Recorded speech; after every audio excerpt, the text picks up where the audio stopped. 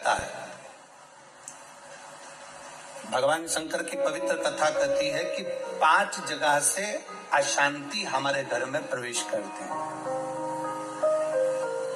5 जगह से अशांति हमारे घर में आती है, 5 जगह से अशांति हमारे घर में प्रवेश करती है। 5 जगह से अशांति हमारे घर में प्रवेश कर रही होती है। पहला है संसार से, दूसरा है संपत्ति से, तीसरा है संबंधों से, चौथा है स्वास्थ्य से और 5वां है संतान से।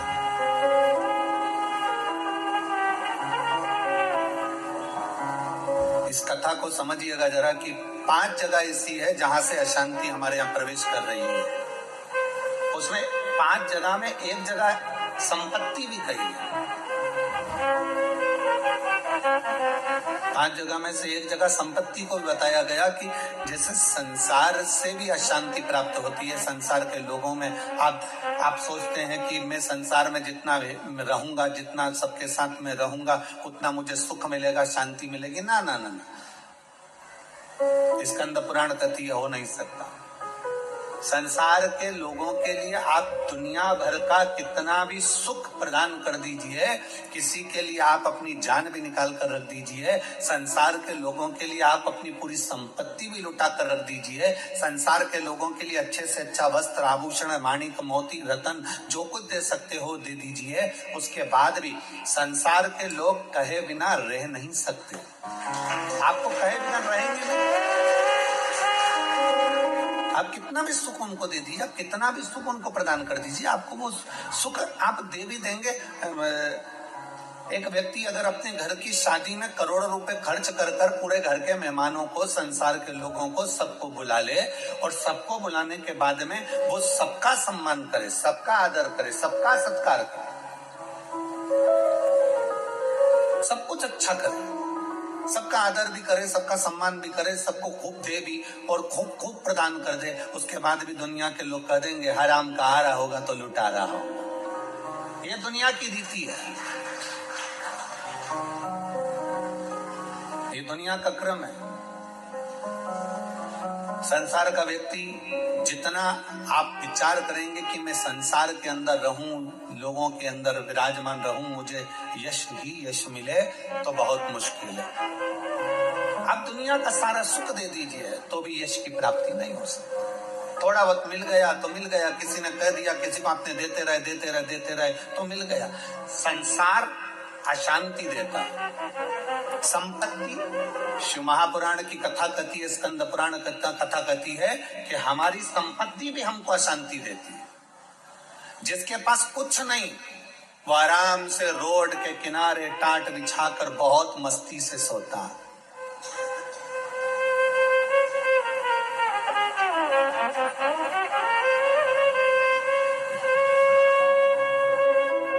और जिसके पास में बहुत कुछ है, सारी संपदा भरी पड़ी हुई है, सारी दौलत भरी पड़ी हुई है, सुंदर बंगला है, डनलप का गद्दा है, एसी भी लगा है, पलंग भी लगा है, नौकर चाकर सब कुछ लगे हैं, सब कुछ,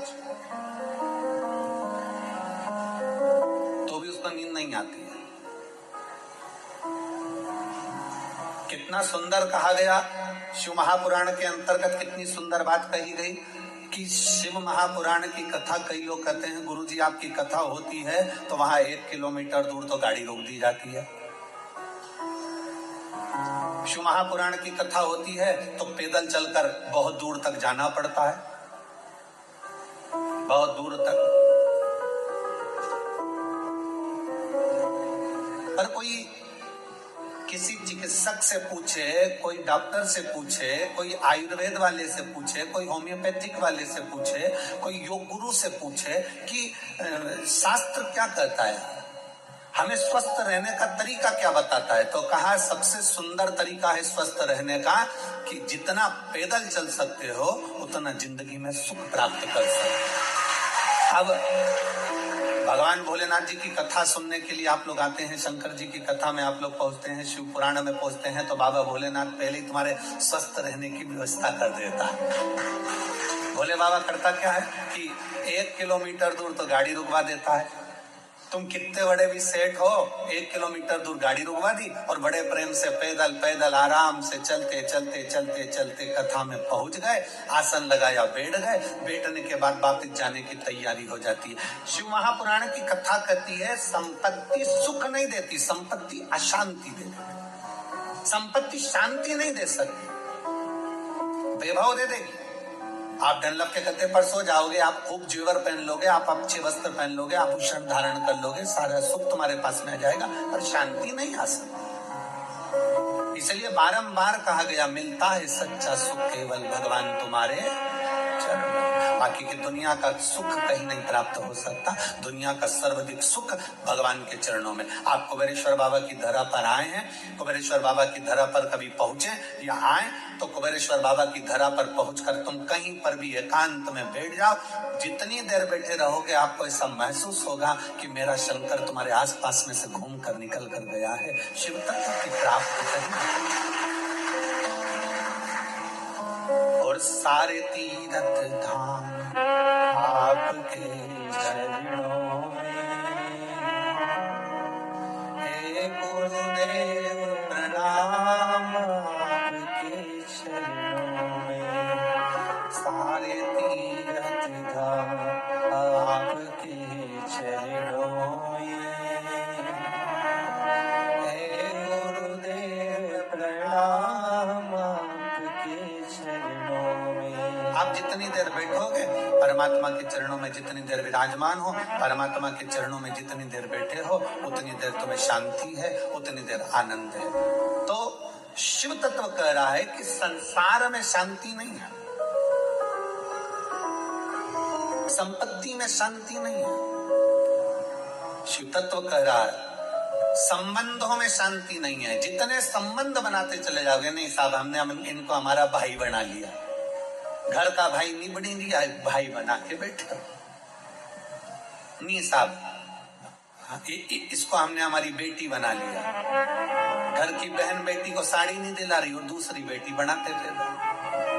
नहीं साहब इनको हमने हमारा काका जी बना लिया, और घर का काका जमीन और जायदाद के लफड़े में पड़ा, आज तक नहीं सुलझ रहा और एक पर काका बना के तैयार कर लिया। नहीं साहब ये हमारी बुआ है, नहीं साहब ये हमारा ये है। नहीं, संबंध जितने जितने संसार के लोगों से जोड़ोगे, शिव पुराण कहती है जो हमारा संबंध है जितने लोगों से जुड़ा है उतना ठीक है, पर अलग से कोई संबंध जोड़ने का प्रयास मत करो। अलग से परमात्मा को जोड़ने का प्रयास करो तो जीवन की सार्थकता, जीवन की सार्थकता। परमात्मा को जोड़ो, परमात्मा को अपने करीब लाने का प्रयास करिए, परमात्मा को अपने नजदीक लाने का प्रयास करिए। परमात्मा को अपने करीब में जितना जितना लेकर आओगे उतना उतना सुख और शांति आपके जीवन में आती चली जाए, उतनी शांति, उतना सुख। शिव महापुराण की कथा के माध्यम से 3 दिवसीय शिव चर्चा का ये सुंदर संवाद, आज तृतीय दिवस है, विराम का दिवस है। स्मरण रहे, संसार से, संपत्ति से और संबंधों से शांति की अनुभूति नहीं है। संबंध भी हमको अशांति देते हैं। किसी ने कुछ कह दिया, मन अशांत हो गया, किसी ने कुछ बोल दिया, मन अशांत हो गया, कहीं किसी ने कुछ कहा, अपन घर से निकल कर चले गए, मन अशांत हो गया। अच्छा जरा सा विवाद हुआ और लोग घर छोड़कर चले जाते हैं। हमको ये समझ में नहीं आता कि घर में तुम रहकर भी शांति का अनुभव नहीं कर पाए तो क्या क्षिप्रा जी के तट पर जाकर, गंगा जी के तट पर जाकर, नर्मदा जी के तट पर जाकर, किसी तीर्थ में जाकर, सबको छोड़कर अकेले घर से निकलकर, घर के बाहर जाकर क्या तुम्हें शांति मिल जाएगी? जम के बोलो जरा, नहीं मिल सकती। घर छोड़कर शांति का अनुभव नहीं हो सकता।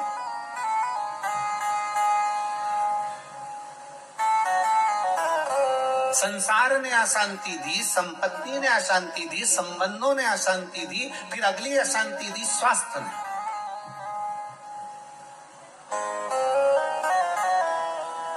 घुटने दुखने लगे, कमर दुखने लगी, पीठ दुखने लगी, अशांति होने लगी, अब मैं बहुत बीमार रहने लगी, मेरे जीवन का क्या ठिकाना गुरुजी, मेरी जिंदगी का क्या ठिकाना।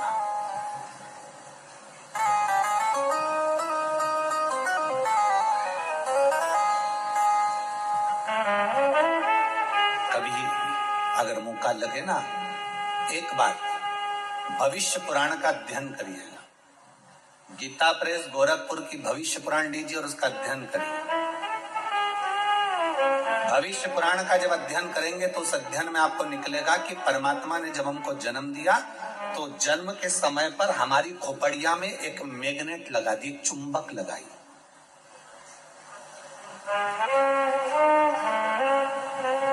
परमात्मा ने हमारी खोपड़िया में, हमारे मस्तिष्क में, हमारे भेजे में, हमारे सिर के अंदर, हमारे मस्तिष्क में एक चुंबक लगा दी। कभी अगर भविष्य पुराण पढ़ें तो उसमें अध्ययन करिएगा, हमारे मस्तिष्क में एक चुंबक परमात्मा ने जन्म के समय पर, पैदा होने से पहले, हमें बनाने से पहले, माता के गर्भ में जब हम पड़े हुए थे, हमारा मस्तिष्क बन रहा था तो इसमें चुंबक फिट कर दिया। इसलिए मरने के बाद जब अंतिम संस्कार होता है, अंतिम संस्कार में जब मुर्दा आधा जल जाता है तो उसकी खोपड़िया को फोड़कर कपाल क्रिया करी जाती है। आपके दर करते कि नहीं करते वो हमको नहीं मालूम। हमारे दर की रीति है, बांस में लोटा बांधकर उसमें घी भरकर उसके घर के बेटों से, उसके पोता पोती से वहां पर खड़ा करवा के पोते से खोपड़िया में वो डंडा पड़वा कर वहीं घी उंडेलवा कर डंडे को फेंक दिया जाता, उस बांस को फेंक दिया जाता। देखा है आप लोगों ने इसको?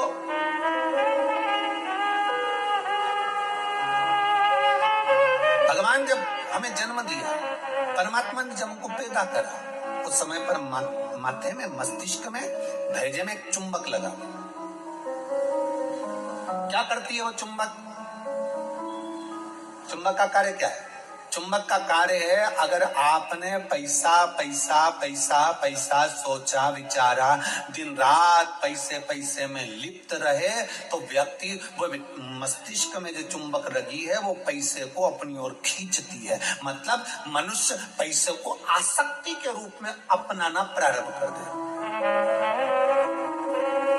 अब चुंबक का दूसरा कार्य क्या है?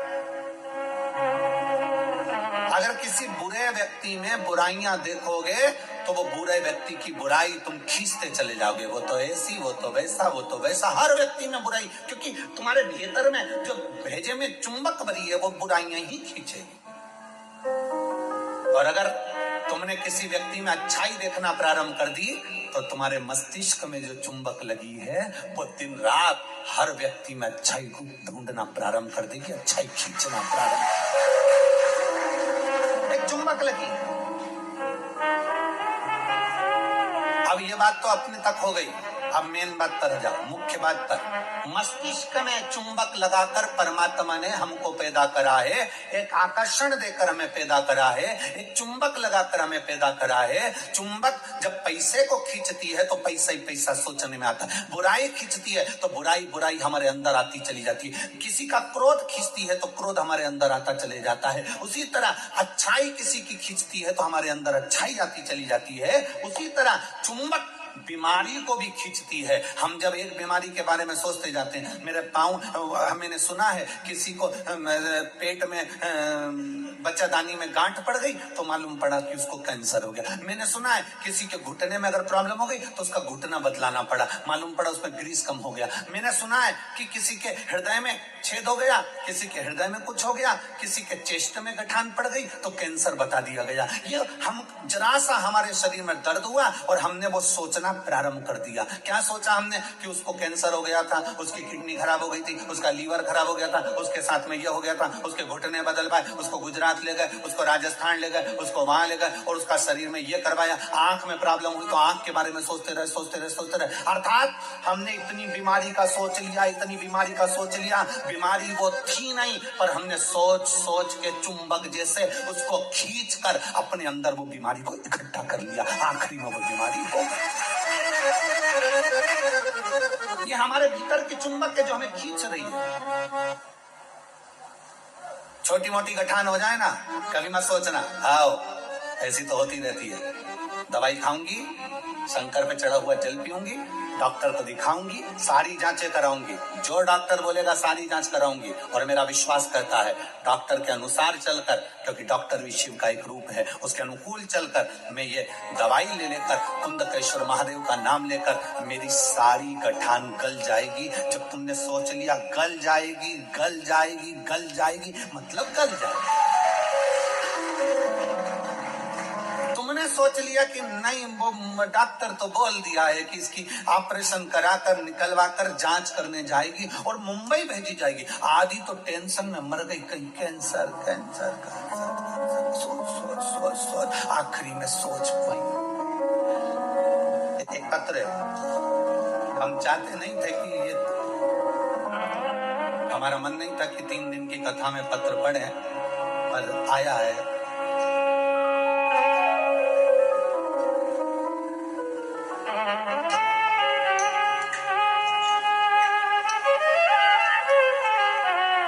मैं किंजल, उम्र मेरी 13 वर्ष है, जालोर से आई हूँ। कहीं बैठी हैं? आप ही हैं बेटा?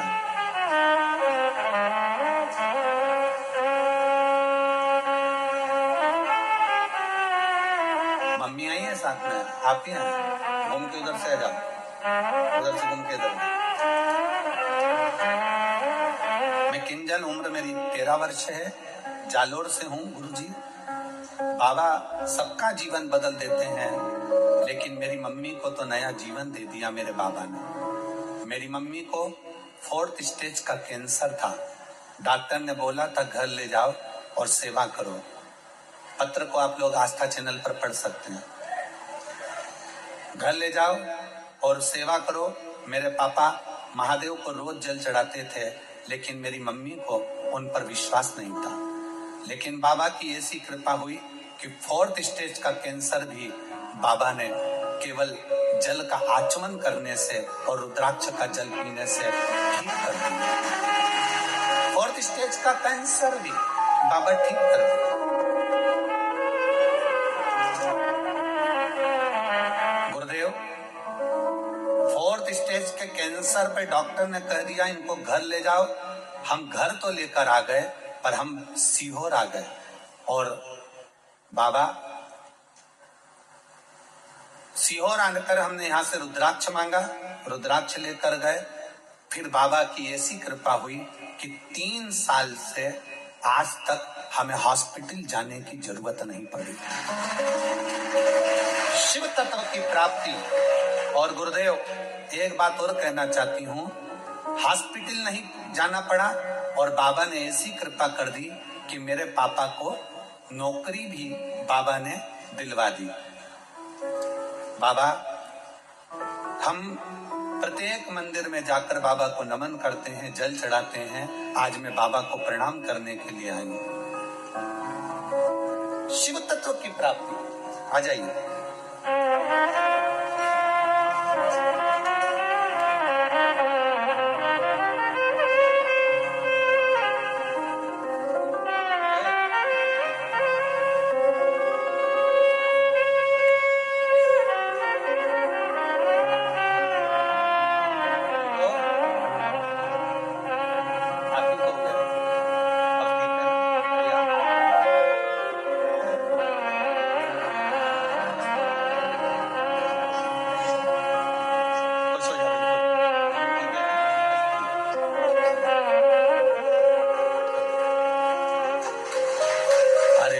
दिया भंडार काशी वाले ने,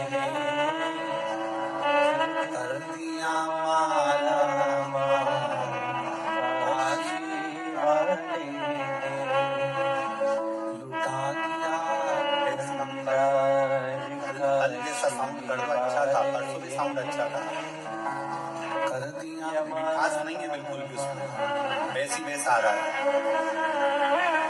लुटा दिया भंडार काशी वाले ने, कर दिया माला माल काशी वाले ने, लुटा दिया लुटा दिया लुटा दिया लुटा दिया लुटा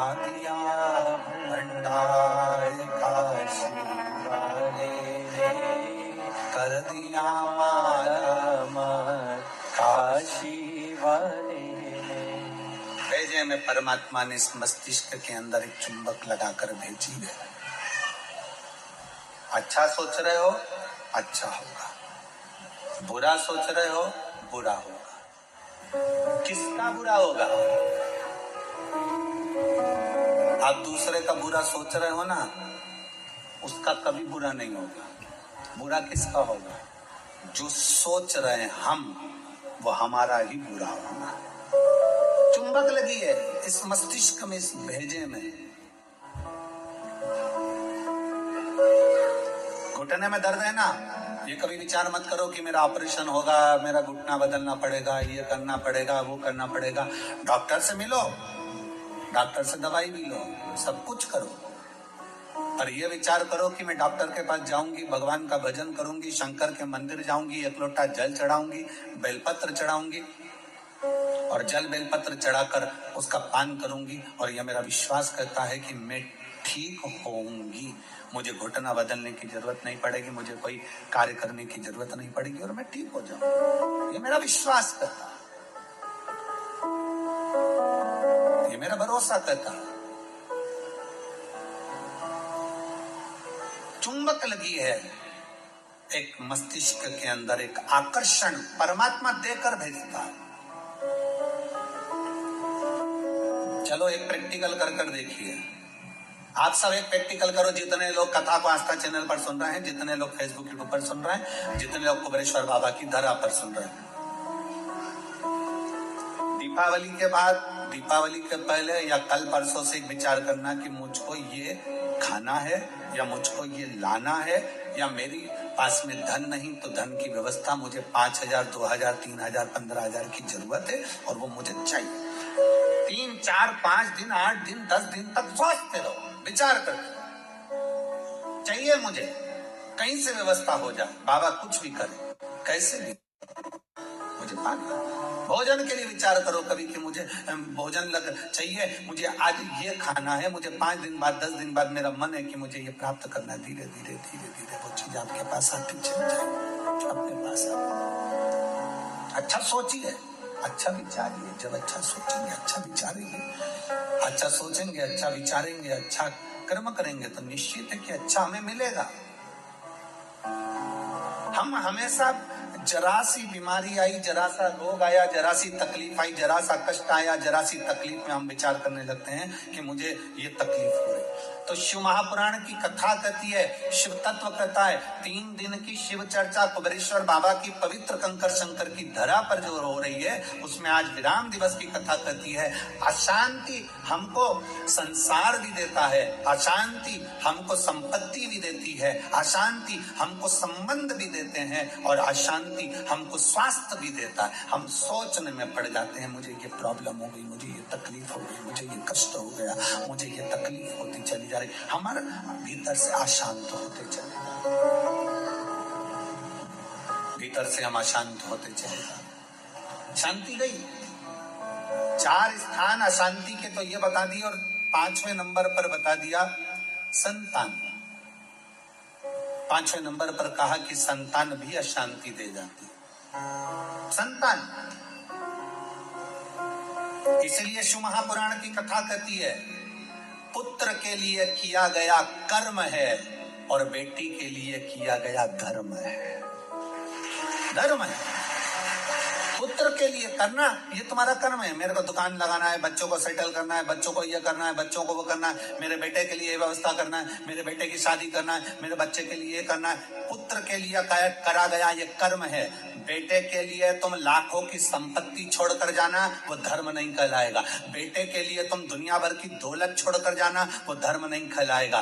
पर बेटे के लिए अगर कुछ कर रहे हो, उसको अगर लैपटॉप दिला रहे हो, ये कर्म है। उसको मोबाइल दिला रहे हो, ये तुम्हारा कर्म है। तुम अगर बेटे के लिए जमीन कर रहे हो, ये तुम्हारा कर्म है। अगर बेटे को तुमने दुकान खोली, ये तुम्हारा कर्म है, क्योंकि तुम पिता हो, बेटे के लिए करना पड़ेगा। माँ अगर बेटे के लिए रकम बनवा रही है, ये कर्म है। बहू के लिए कुछ कर रहे हो, ये तुम्हारा कर्म है।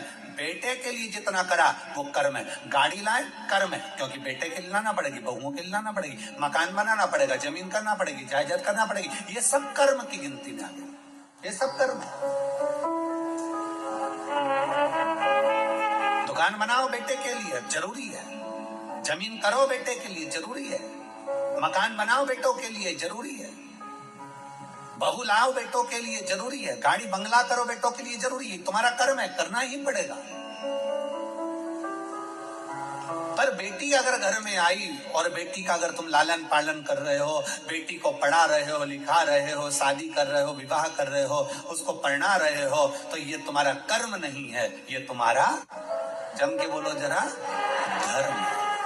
इसलिए शिव महापुराण की कथा कहती है कर्म और धर्म का लेवल बराबर लेकर चलना, अर्थात बेटे के लिए भी करो तो बेटी के लिए भी करते रहना, दोनों का लेवल बराबर लेकर चलिए। कर्म और धर्म के लेवल को बराबर लेकर चलोगे तो जिंदगी की सार्थकता सिद्ध हो जाएगी, तुम्हारा जीवन आनंदमय हो जाएगा। कर्म और धर्म के लेवल को बराबर बनाइए, बराबर। और मत बुरे कर्म कर बंदे, वरना पछताएगा। भगवान की आंखों से तू बच नहीं पाएगा, तू बच नहीं पाएगा। अरे ओ अज्ञानी मत कर नादानी, अरे ओ अज्ञानी मत कर नादानी।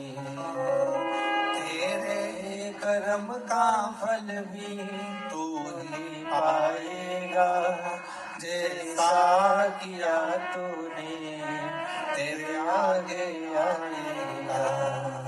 मत बुरे कर्म कर बंदे, मत बुरे कर्म कर बंदे, वरना पछताएगा। भगवान की आंखों से तू बच नहीं पाएगा, तू बच नहीं पाएगा। अपने कर्म का लेवल और अपने धर्म का लेवल दोनों को बराबर कर कर चलिए। कर्म को और धर्म को बराबर बनाकर चलिए। कर्म और धर्म दोनों बराबर।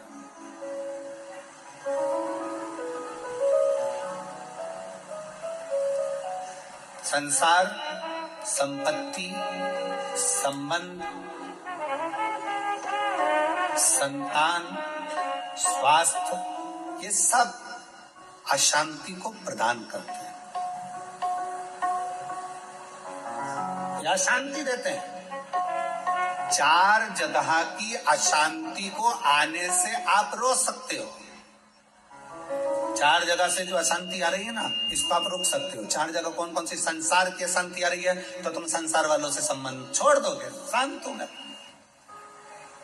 संपत्ति से अशांति आ रही है तो ज्यादा ध्यान देना संपदा पर, कि अब जो होगा देखा जाएगा, जितना मिल गया उतने संतुष्टि है, तो तुम रोक सकते हो, अशांति आने से रुक जाएगी।